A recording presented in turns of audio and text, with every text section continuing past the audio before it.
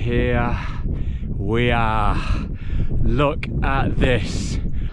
The ridgeline of snow-capped mountains, and one of those peaks is Rakaposhi. This is why I go trekking in Pakistan.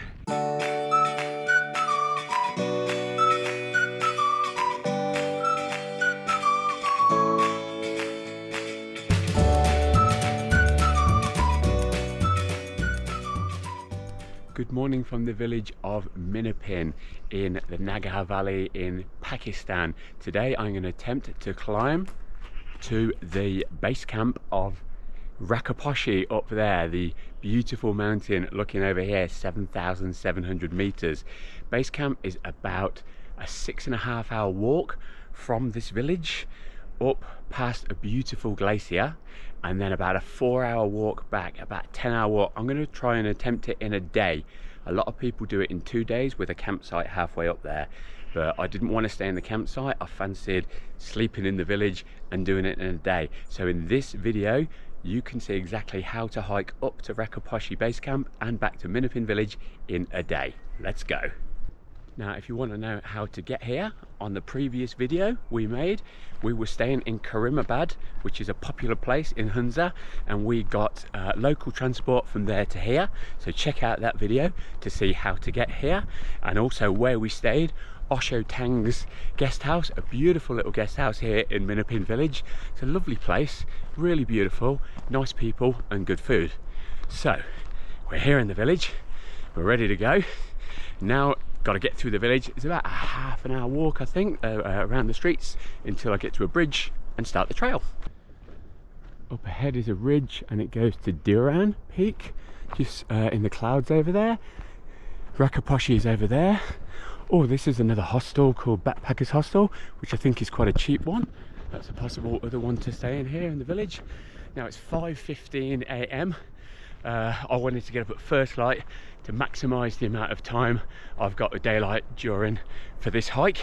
So it gives me about 14 hours. It's not going to get that till about 7 p.m. here in the middle of July. The season to trek here is between June and September because it gets cold and pretty rough up there any other time of the year. It's quite nice. I'm in a t-shirt. It's 18 degrees today. I bought a fleece and a coat with me just in case, because it's probably cold. You get up to the side of the glacier, which is, you know, or can get cold up there. So I think I'm well prepared. Got water, got food, got enough battery in my phones because I've got Maps.me on there, which I'm going to use to find the trail. The trail's marked on there. Hopefully it's straightforward. Let's get to the village and stop talking so I don't want to wake anyone up. I love some of these buildings here, the way they use the river stone and cement, these tiny little doors. These are for cattle storage, I think. There's ropes there. There might be goats or there might be feed stored in there. It's very traditional, very old, almost medieval really. Wow.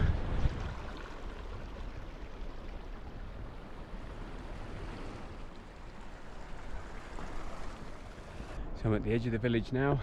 There's Cozy Stones Restaurant, Manor-e-Basa Hotel. There's about 8 or 9 hotels here in Minapin. We've got the apricots drying there on the stone. That's the thing that you see a lot here. And the start of the trek goes up this hill. There's a few people in front of me, so I've got company on the trail by the look of things. Minapin village down below me. The bridge over there is how you come in from the main road. Nice. Wow, look at the water raging there. Really awesome.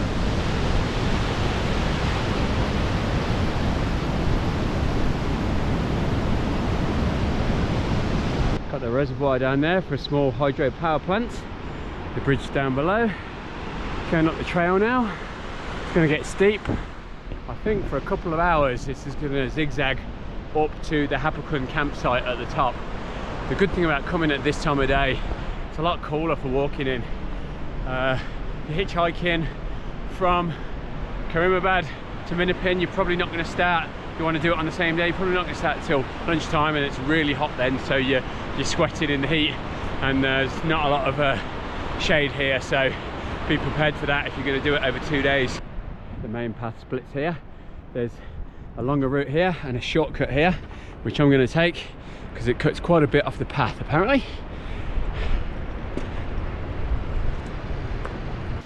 So an hour or so into the trail, there's a rest point here where you could probably get tea and something to eat, stuff like that. It's a bit early in the morning, so there's nobody there at the moment, but maybe on the way down. Got another 2 hours, I think, up to the campsite. Trail's going pretty good. I'm enjoying this.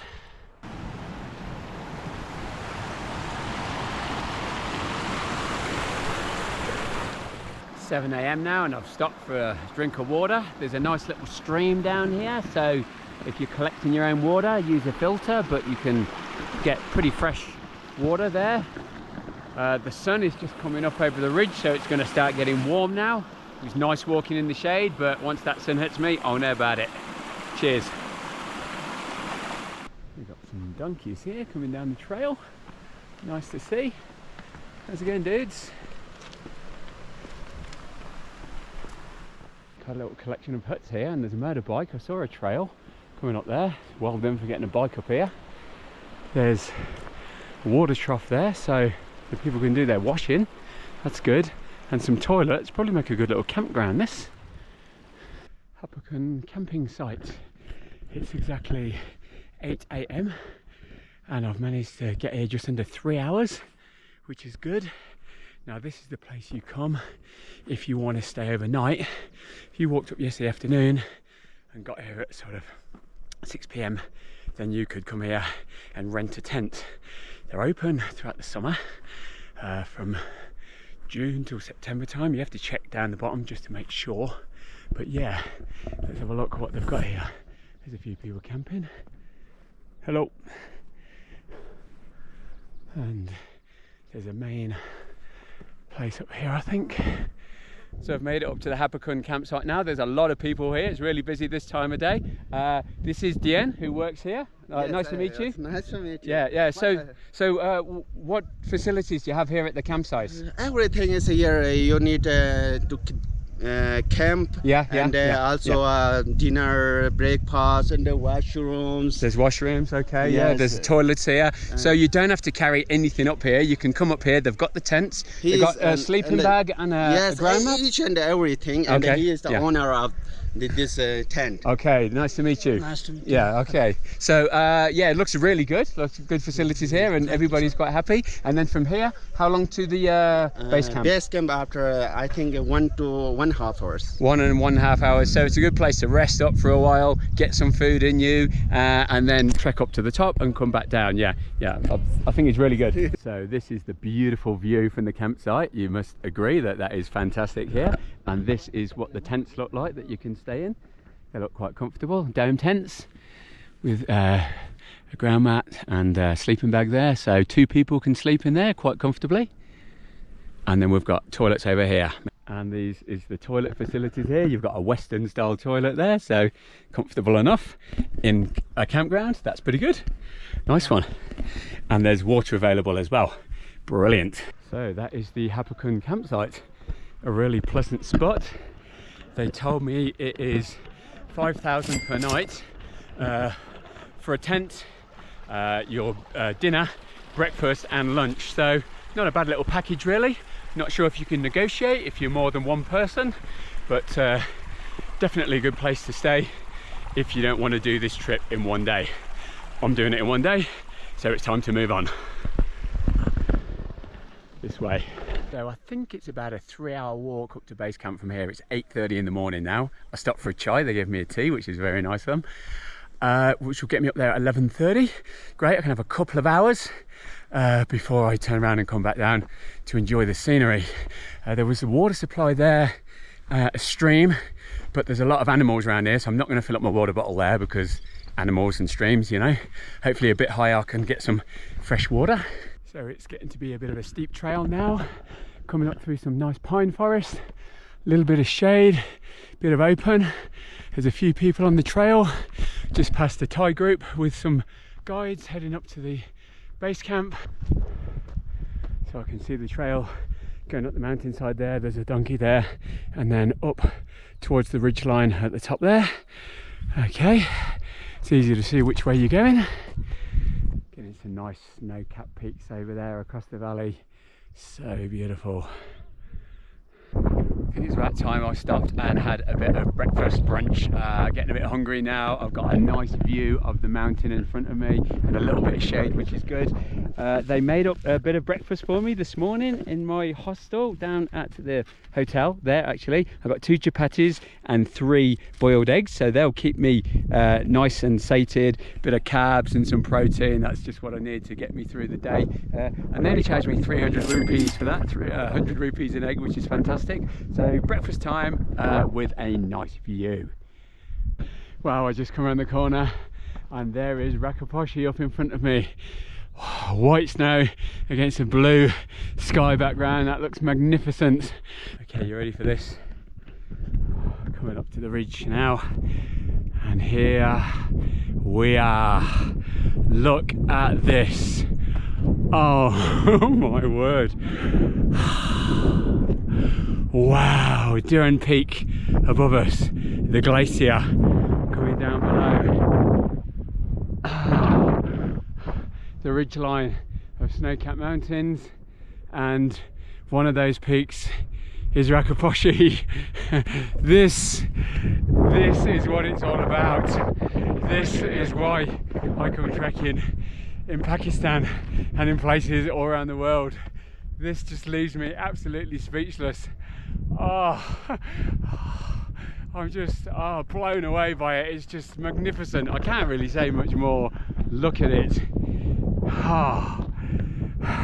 Almost 5 hours to walk up here, worth every step of the way, and there's still more to go. There's a Thai tour group ahead of me. The viewpoint's marked up here, but the whole thing is a viewpoint.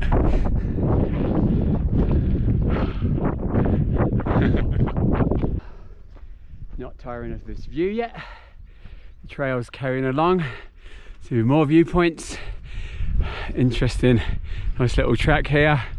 Oh, wow. I'm not sure what the base camp's like, but I don't know if it can get any better than this, really.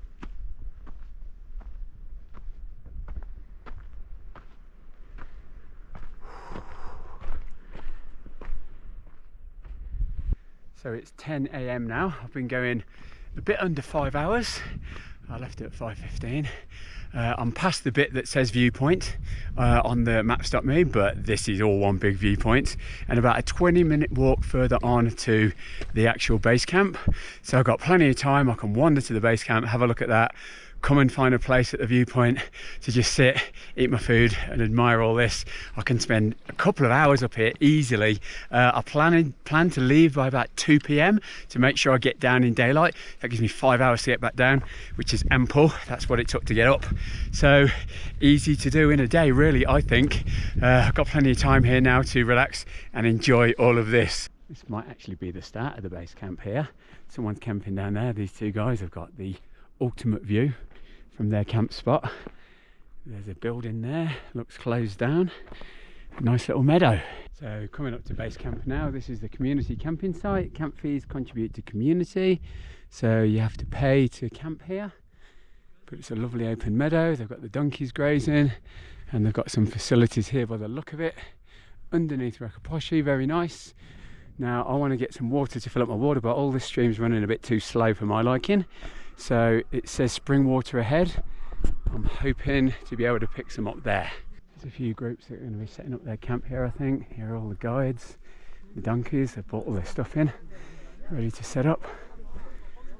Lovely meadow. Plenty of walks up to there to the viewpoints above. Really impressed with this spot. Would be nice to camp up here and enjoy it. And you can walk across to Diran Glacier, apparently. Across the glacier. If you so wish, onto the other side. That would be quite an adventure in itself. Now, one of the big mistakes I made back at the Hapakun campsite was not filling up my water bottles from the stream there. I should have filled them up and filtered them and had water. I'm carrying 1.5 litres of water on me. I've drank most of it now. I'm down to about 200 ml, so I'm going to end up a bit dry and parched. It says there's spring water here on this little meadow, but as you can see, it's a little bit of water just sitting around and the cows are drinking out of it, so there's no way I can filter that because it's going to be too polluted. So I'm going to be going without water for a bit. I'm going to be a little bit dehydrated by the time I head back down. So if you're coming up for a day trip, stop at Hapakun campsite and fill up your water bottles from the stream there. That's the biggest bit of advice I can give you. It's up there on the ridge. It's the first time I've seen yaks since I've been up here. It's nice to know we're high enough to see those. How wonderful, with a mountain background. And there's some water flowing here now. It's above where the cattle are grazing, so it should be okay to pick up water from there. I'm going to fill up my water bottle and then filter it into my other one and quench my thirst. So I'm filling a water bottle here from the running stream. Let's see what this looks like. Okay, now that's what the watercolour looks like coming off the glacier. It's a bit cloudy. Now I'll filter it using my soya water filter. We swear by these when we're travelling. This takes out a lot of the impurities in the water. You just screw it on and then I'll tip it into the other bottle.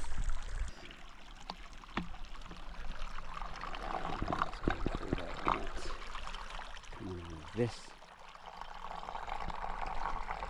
into here. Pretty crystal clear water off the mountain, which is highly drinkable. I'm going to filter 1.5 litres now. There you go, I've filtered the water from this into this. That is very highly drinkable now. I'm really going to enjoy this. I'm going to fill up another one. These soya water filters are amazing. There's a link in the description below where you can buy one. We swear by these. We travel with them all the time. We use them when we're camping and even when we're staying in hotels for tap water, so we don't have to buy plastic bottles. They're the best thing you can ever have for traveling. There's a budget travel tip for you. Cheers. Delicious, fresh, cold mountain spring water. Oh, that is a lifesaver, it really is. Now I'm going to hike up onto this ridge up here where there's viewpoints all the way down the valley, have some lunch, spend a couple of hours relaxing and enjoying the wonders of the scenery around here. So this is going to be my resting spot for the next 3 or 4 hours of time I've got before I have to go down, surrounded by a plethora of 7,000 meter plus peaks in all directions and the wonderful glacier below me. I've got egg and chapati, I've got dried apricots, apples, biscuits, crackers, all fresh water, biscuits to eat as well, and walnuts in there somewhere. So plenty to eat, plenty to drink, nice scenery. Couldn't wish for more, really. Don't know, you may be able to see the yaks there. There's 3 dark spots in the middle of the glacier. They're crossing the glacier. And there's also some trekkers just entering the glacier down here, a load of them. Now that's a side trip you can do. There's a path over there. If you're camping here and you've got enough time, you can hike across the glacier here to Diran base camp, which I think is probably over on the moraine on that side below Mount Diran, where they head off for that expedition. That would be a very fun activity to do, crossing the glacier. It looks reasonably safe there. I'm sure they've got guides. It's probably best to go with guides so they can get you across the glacier nice and safely. But if you fancy a bit of adventure, there's an extra side on for you. So Mount Rakaposhi, although it is the 27th highest mountain in the world, doesn't sound anything special, but it is a very technical, difficult mountain to climb. It's been dubbed the killer mountain, just like many others, so much so that the locals have told us there's no expeditions going up there at the moment. But the amazing thing is the base camp down here is at about 2,700 meters and the summit is 7,700 meters, so you have to do an ascent of 5,000 meters to get up there. That's pretty amazing. And then Mount Diran over here, I was told by the people down in Minapin that there's been 27 expeditions to try and get to the summit. Only 9 of them have succeeded, so a 1 in 3 chance of getting to the top of that mountain. That is also pretty spectacular, as is the rest of this valley. Could be a nice place for a little afternoon nap, but it's so hot here. Might have to make a move soon. I'll sit and enjoy the scenery for a bit longer.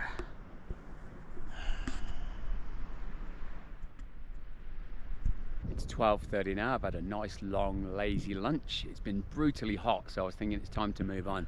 But there is a bit of cloud coming over now, over the mountains there, over the peaks. But I am going to wander along the ridge. Actually, I'll probably go down and around because it's easier, back to the other lovely viewpoint over there to spend some time there before I think about descending. I think this is a nice view here from this angle just before the camp starts, because you can see Rakaposhi, but you can see a close look up of this part of the glacier, which is very impressive, and all the way up to Diran. As you walk back down to the other viewpoint down there, you see a slightly different angle, so it looks very different, but it's all good from every angle that I can see anyway. These guys are enjoying the mountains. This is their natural habitat, chilling out here. Oh, nice. The wind's blowing up, the clouds are coming over. I think that's my cue to descend.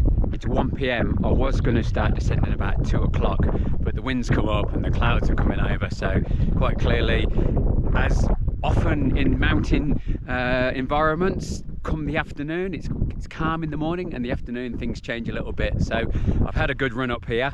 I reckon it's going to take about 3 or 4 hours to get back down, so I've got plenty of daylight time, and head back down all the way to Minapin down there. Back down to the Hapakun campsite by 2 p.m, so it took about an hour to walk down there, and the wind's calmed down a little bit now, so I can talk to the camera without there being too much background noise. I think there'll probably be about another 2 hours down to the bottom, but I'm not in a hurry because I've got plenty of time. So is this walk challenging? Well, I'm a 53-year-old, reasonable fitness. I've been sick like for the past 6 weeks or so through India and Pakistan, feeling really weak, and I wasn't quite sure if I was going to make it, but in the end I pushed myself to do it, and I'm really glad I did because it was absolutely fantastic. So I'd say go for it, definitely. It can be done in a day quite easily, that's clear now, and I'd say leave early first thing, give yourself plenty of time, bring plenty of water, that's important, wear a hat against the sun because it's pretty brutal up there. What else? Oh yeah, enjoy the scenery, it's absolutely magnificent, and if you're lucky and you get good weather, stay up there a bit longer than I did. You could probably stay up until 2:30 p.m. before you have to descend, and take everything out with you as well, all of your trash. There's the rules of the mountains. I've had to pick up a pocket full of stuff on the way down the trail, which is frustrating, but you know, it has to be done. So how do I rate this hike? I'm giving it 10 out of 10 for mountain scenery. That was absolutely spectacular up there. I spoke to other Pakistanis and they compared it to a lot of the other places in Pakistan. Absolutely magnificent. Also, what I like about this trek is like the accessibility. You can walk in from the Karakoram highway to Minapin Village and then walk up here and back in a day if you want to. You can also stay in the campgrounds if you want to, so there's that option too.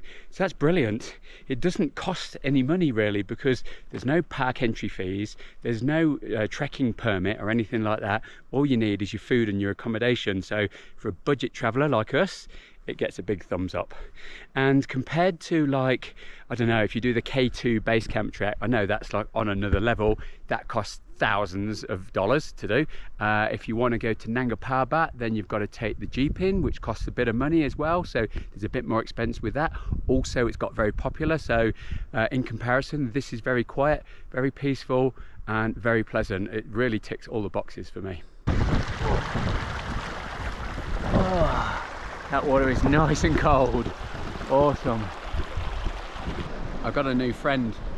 I gave him some apple core and he was very, very happy with that. He's hanging around with me now, chilling.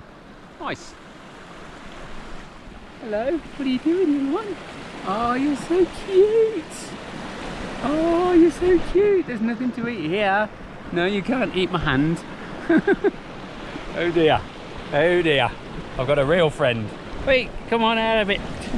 Now he's blown and following me everywhere. Can't get rid of him. I'm gonna have to shoo him off. He's got to go back to his herd. Come on, off you go. Off you go. Oh dear. Took me a long time to get rid of the goat that was chasing me, but luckily I met some people who helped me. This is Zulfikar Ali. Hello. From Minapin? From Minapin, yeah, and he's a shepherd. I am a teacher. Teacher, yeah, and he has goats and sheep up there. Anyway, he was bringing down some lassi, lovely lassi, so good, and he gave it to me as a gift. That's very kind of you. Thank you. Thank you so much. Again, Pakistani people, so wonderful. Lassi, thank you. It is 4:30 p.m. and I am back down in Minapin. So that took 11 hours in total. You can walk to Rakaposhi base camp and back in a day if you so wish. I thoroughly enjoyed that. It was a fantastic trip. Met some interesting people and saw some incredible sights. So that wraps up this video. Tomorrow we will be going from Minapin, walking to the Karakoram highway, jumping on local transport and then heading back down to Gilgit. I hope you enjoyed this video. I hope it has been useful to you and you've learned a lot about what you need to do to go there and back. Write a comment if you liked it. Please like, subscribe, share with your friends if you found this interesting. I've made a lot of other trekking videos around the world, so I'll put in a playlist so you can have a look at those. Keep watching, keep following us for more, and I'll see you in the next one. Thanks for watching. Bye.